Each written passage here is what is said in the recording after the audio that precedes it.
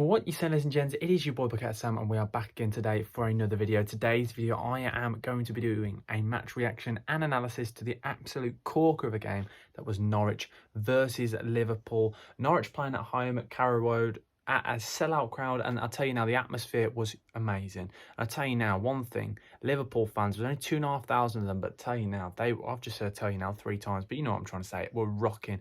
The stadium was rocking, the atmosphere was brilliant, and what a game.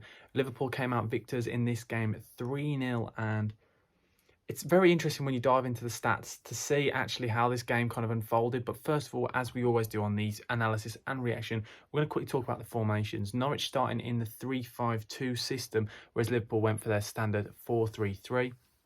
One thing that really kind of baffled me with this kind of way of football is obviously you know what Liverpool are going to play. It's always a 4-3-3 with two fullbacks that are just going to bomb on, and I mean bomb on, basically at wingers. Then the two wingers for Liverpool then will play as kind of inside forwards, maybe as like basically 3 strikers. That's kind of the formation that they're going for. So Norwich went for the 3-5-2.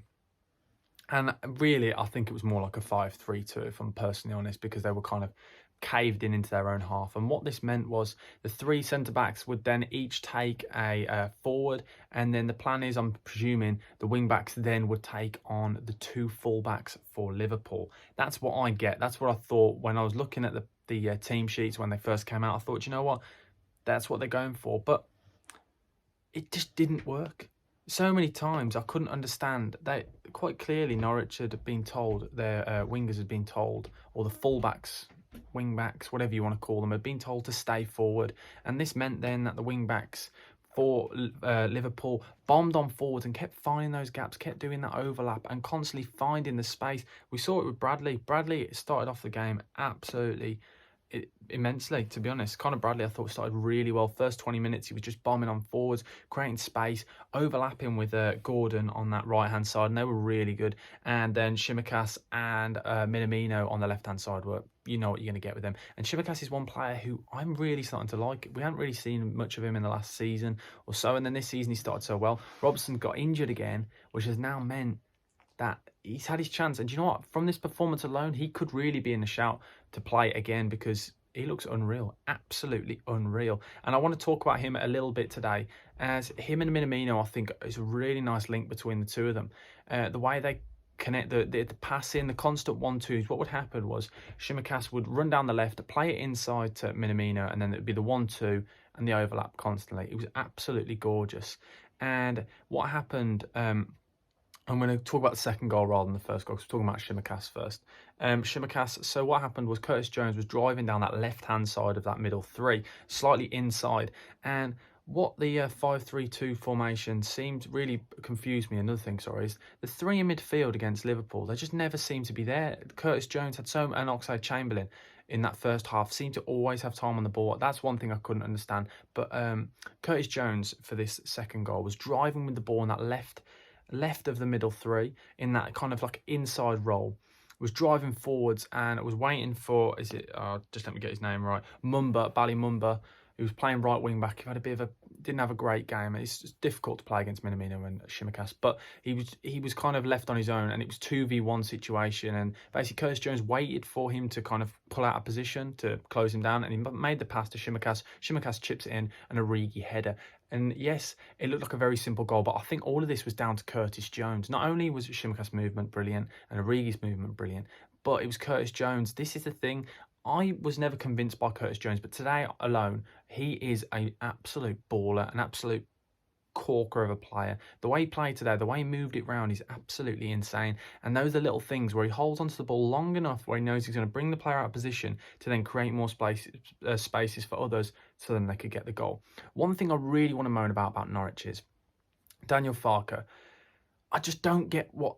Obviously, I understand every club wants to have an identity and wants to have a plan, but Norwich, they haven't got the right resources to play the way that he wants, and it's all one way. They've got no plan B, constantly trying to play out from the back, constant unforced errors, just creating chance after chance after chance for Liverpool. And yes, Liverpool only had 3 shots on target in the entire game, which they scored 3, but they just kept giving the ball away, just losing possession, and they were giving Liverpool chances, but Liverpool just didn't seem... They kind of reluctant to attack. Rather than attack every time when they won the ball back, they just keep the possession and just move it around, because it's quite an easy win, really. They didn't really look like they're in that much danger. Yes, they conceded a lot of chances from Norwich, but Norwich never really seemed to have that conviction, that bit in the final third where you thought, do you know what, Norwich are going to score. Every time that Norwich went on the counter, say if they'd lost the ball, say if Liverpool had lost the ball, they never seemed to have that conviction that I'm on about, where that you really believe they're going to score. But one thing I want to say is Norwich as well, the corners, the defending from corners is absolutely appalling. And I don't know what Daniel Farke is doing here. I know obviously a lot of people love the zonal marking from corners. I'm never convinced. I never think it works. So what they've gone for, this really annoys me. What they did was they've got all the wingers, the smaller players, marking all the centre-backs for Liverpool. So Konate, Origi, Gomez were all being marked by players like Billy Gilmore and other wingers.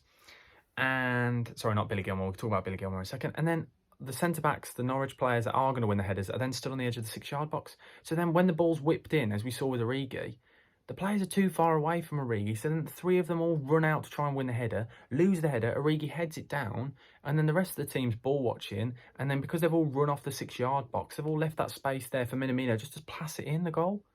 I just don't get it. It made no sense. If you watch it back, it's appalling defending. The zonal marking, they really need to go back to that drawing board, because the whole point of zonal marking is you mark a zone. 3 players who were supposed to be marking zones all ran to the ball, leaving their zones, then leaving players. I just don't get zonal marking. It never seems to work, just man for man for me. I know it's pretty old school, but I think it's always the best way. Every time. And one thing I want to talk about as well is, as I said about the passing out from the back, not having the right resources. Yes, for the penalty, where that Norwich won, they did beat that press. They beat that Liverpool press, and it's crazy how Liverpool, no matter who you put in that front three, whether it's Salah, Mane, Firmino, Salah, Mane, Jota, or today it was Gordon, Origi, and Minamino. That press is unreal, and they beat the press once, and that was for the penalty, and then. Even then, Kelleher, who was unreal today, I thought he was absolutely class. Brilliant penalty saves. Not really much you can do. You can't really moan at the striker. He put it on target. Yeah, it's a pretty poor penalty, but brilliant save again from Kelleher. Not usually when you slot down the middle, keeper doesn't get it to it, but he stuck out a leg and it was pretty good. But it's just the conviction again. I keep going back to it. Norwich don't seem to have that firepower, and I do worry for them this season. They are going to struggle. But overall, there's a couple of players I want to say that I thought were pretty good. I thought Billy Gilmore was class today, as he was probably really the only player really shone for Norwich today, and probably Eder. I really like him. Young striker. I think he's pretty good. Conor Bradley, yes, I know he gave away a penalty, but other than that, I thought he had a pretty good game. I thought Shimikas was unreal. Kelleher was brilliant. I thought Curtis Jones, as I've already said, was unreal. Origi didn't really do much, but that's the sign of a good striker. If he doesn't need to, he literally can get an assist and score and not really touch the ball that often. And I thought Minamino was class. Gordon, very good. I was really disappointed by Oxlade-Chamberlain and Naby Keita. I thought the 2 of them were quite lazy, and they just kind of hold on to the ball too much. A lot of the time they like to drive with the ball, when a lot of the time you can move the ball faster if you just pass it on. And that's what I thought Curtis Jones as well. Curtis Jones has got really good decision making when he knows when to move it on fast and he knows when to hold on to it.